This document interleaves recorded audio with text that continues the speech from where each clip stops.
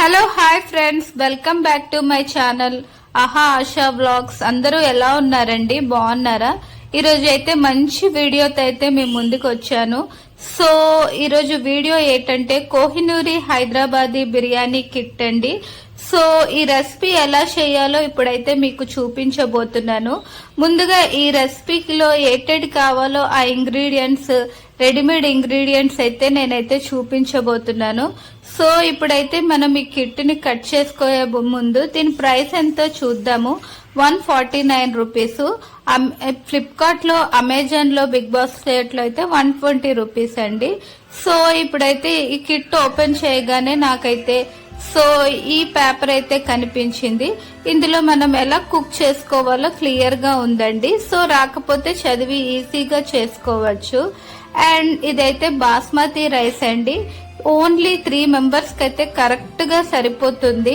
ఈ రైస్ అయితే ఎక్కువ తినే వాళ్ళైతే 3 మెంబర్స్, కొంచెం లైట్ గా తినే వాళ్ళైతే 4 మెంబర్స్ కి అయితే ఈజీగా సరిపోతుంది అండి. నెక్స్ట్ అయితే ఇది బిర్యానీ మసాలా పేస్ట్ అండి. ఈ పేస్ట్ అయితే చాలా బాగుంది, స్పైసీగా ఉంటుంది. సో ఇదైతే రైతా పౌడర్ అండి. మనం కచంబర్ లోని ఈ పౌడర్ యాడ్ చేస్తే మనకి రైతా అయితే ఫినిష్ అయిపోతుంది. చూడండి, ఇలా 3 అయితే ఇచ్చారు. సో దీంతోనే ఇప్పుడైతే మనం బిర్యానీ చేయబోతున్నాము. ఈ బాస్మతి రైస్ అయితే మనం హాఫ్ అన్ అవర్ నానబెట్టుకోవాలి. సో ఇప్పుడైతే నేను ఎసరు పెట్టుకున్నాను. అందులో ఈ మసాలా సామాన్లు అయితే వేసుకుంటున్నాను. ఈ బిర్యానీ స్పైసెస్ వేసుకొని కొంచెం సాల్ట్, అందులోని కావాలంటే నెయ్యేనా ఆయిల్ అయినా వేసుకొని బాగా ఎసరు మరిగించుకోవాలి. సో ఎసరు మరిగాక మనము హాఫ్ అన్ అవర్ నానబెట్టుకున్న రైస్ ఉంది కదండి, సో ఆ రైస్ అయితే వేసుకొని కలుపుకోవాలి. బాగా కలుపుకోకూడదండి, కొంచెం కొంచెం కలుపుతూ ఉండాలి. సో ఇదైతే 70% ఉడకబెట్టుకోవాలండి. పలుకుగా ఉండగానే మనమైతే ఈ రైస్ ని అయితే దించేసుకోవాలి. ఈ రైస్ అయితే ఇప్పుడు ఫాస్ట్ గానే ఉడికిపోతుందండి. ఎందుకంటే మనము బాస్మతి రైస్ ని హాఫ్ అన్ అవర్ అయితే నానబెట్టాం కదా. సో ఇప్పుడైతే రైస్ ఉడికిపోయింది. ఇంకా రైస్ ని మనం వార్చుకుంటే సరిపోతుంది. ఇలా 70% కుక్ అయితే ఇంకా చాలండి. ఇంకైతే నేను ఈ రైస్ ని స్టవ్ ఆఫ్ చేసుకున్నాను. ముందుగా మనం ఆనియన్స్ ఫ్రై చేసుకున్నవి, ఎగ్ ఫ్రై చేసుకున్నది అండ్ క్యాష్యూ ఫ్రై చేసుకున్నవి పక్కన పెట్టుకున్నాం కదా. సో ఇప్పుడైతే స్టవ్ ఆన్ చేసుకొని మనం ప్యాన్ హీట్ అయ్యాక కొంచెం మనకు కావాల్సినంత ఆయిల్ అయినా గీ అయినా వేసుకోవచ్చు. కావాలంటే మీరు ఆయిల్ బదులుగా గీ వేసుకోవచ్చు, గీకి బదులుగా ఆయిల్ కూడా వేసుకోవచ్చు. నేనైతే కొంచెం ఆయిల్ హీట్ అయ్యాక దాంతో పాటుగా కొంచెం నెయ్యి కూడా యాడ్ చేస్తున్నాను. సో మీకైతే ఇందులో ఏది నచ్చితే అది వేసుకోండి. సో నేనైతే 2 కూడా వేసుకుంటున్నాను మంచి ఫ్లేవర్ కోసం. ఇప్పుడైతే ఈ ఆయిల్ అండ్ ఈ గీ కొంచెం హీట్ అవ్వాలండి. హీట్ అయ్యాక మనమైతే ముందుగా నానబెట్టుకున్న రైస్ ఉడికించుకున్నాం కదా, సో అది పక్కన పెట్టుకొని ఇప్పుడైతే ఆయిల్లోని ఈ మసాలా పేస్ట్ వేసుకోవాలండి. ఈ మసాలా పేస్ట్ వేసుకొని బాగా ఫ్రై చేసుకోవాలి. ఒక 2 మినిట్స్ ఫ్రై చేసుకుంటే సరిపోతుంది. ఇదిగోండి, ఇలా ఫ్రై చేసుకున్న తర్వాత మనము ఎగ్ ఫ్రై చేసుకున్న ఎగ్ ని అండ్ క్యాష్యూ ఫ్రైస్ ని వేసుకొని బాగా కలుపుకోవాలండి. సో ఇలా కలుపుకున్న తర్వాత బాగా కలపాలండి. ఎందుకంటే ఈ బిర్యానీ పేస్ట్ ఈ ఎగ్ లోని బాగా పట్టాలి.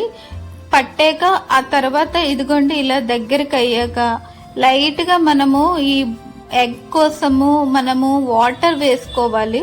సో వాటర్ వేసుకున్నాక ఈ వాటర్ అంతా ఇలా దగ్గర అయిపోవాలి. చూస్తున్నారు కదా, దగ్గర అయ్యాక మనము ఉడికించుకున్న ఈ బాస్మతి రైస్ ని ఇలాగా ఎగ్స్ పైన ఇలా స్ప్రెడ్ చేస్తూ ఉండాలి. సో రైస్ అంతా మనం స్ప్రెడ్ చేస్తాం కదా, సో ఇలాగా నెమ్మదిగా స్ప్రెడ్ చేయాలండి. మనం గట్టిగా స్ప్రెడ్ చేస్తే మనము రైస్ అంతా ముక్కలుగా విడిపోతూ ఇంకా బాగా మెత్తగా అయిపోతుంది. అందుకే మనం ఇలాగా నెమ్మదిగా స్ప్రెడ్ చేసుకోవాలి. ఈ బాస్మతి రైస్ మొత్తాన్ని మనం స్ప్రెడ్ చేసుకున్నాం కదండి. స్ప్రెడ్ చేసుకున్న తర్వాత ఆనియన్స్ అయితే మనం ఫ్రై చేసుకున్న ఆనియన్స్ ని ఇలా మొత్తం మనం స్ప్రెడ్ చేయాలి. స్ప్రెడ్ చేసాక ఆ తర్వాత జీడిపప్పును కూడా ఫ్రై చేసుకున్నాం కదా, జీడిపప్పు కూడా మనం ఈ ఆనియన్స్ పైన వేసుకోవాలి. మొత్తము వేసుకున్న తర్వాత మనము కొంచెం కొత్తిమీర కూడా ఇందులో యాడ్ చేసుకుంటే మంచి ఫ్లేవర్ వస్తుందండి. సో ఇప్పుడైతే నేను కొత్తిమీరను కూడా స్ప్రెడ్ చేసుకుంటున్నాను. కొత్తిమీర వేయగానే మనకి మంచి స్మెల్ వస్తుంది అండ్ ఈ బిర్యానీకి అయితే మంచి టేస్ట్ వస్తుందండి. కావాలంటే ఇందులో మీరు నెయ్యి అయినా, కుంకుమ పువ్వు వాటర్ అయినా అండ్ ఫుడ్ కలర్ వేసుకుంటే ఇంకా మంచి కలర్ వస్తుంది. నేనైతే ఇవేమీ యాడ్ చేయకుండా సింపుల్ గా అయితే ఇలా ఈజీగా చేసేసాను. చూడండి ఎంత కలర్ఫుల్ గా, ఎంత యమ్మీగా కనిపిస్తుందో కదా. ఇప్పుడైతే నేను దీనిపై మూత వేసుకుంటున్నాను. మూత పెట్టుకొని కేవలం ఒక 6 to 7 minutes అయితే ఉంచుకుంటే చాలు. సో నేనైతే సిమ్ లోని కేవలం ఒక 5 minutes అయితే ఉంచుకున్నాను. ఎందుకంటే 6 minutes వరకు అయితే వెయిట్ చేయలేనేమో అనిపించి ఇంకా 5 minutes లో అయితే ఇలా ఓపెన్ చేయగానే చూడండి ఎంత కలర్ఫుల్ గా అయితే బిర్యానీ కనిపిస్తుందో. సో ఇదైతే మనము నెమ్మదిగా కలుపుకోవాలి, గట్టిగా అయితే కలుపుకోకుండా నెమ్మదిగా ఈ బిర్యానీని అయితే కలుపుకోవాలండి. చూడ్డానికి అయితే టేస్ట్ అయితే చాలా బాగుంది అండ్ చూడటానికి అయితే కలర్ఫుల్ గా ఉంది కదండి.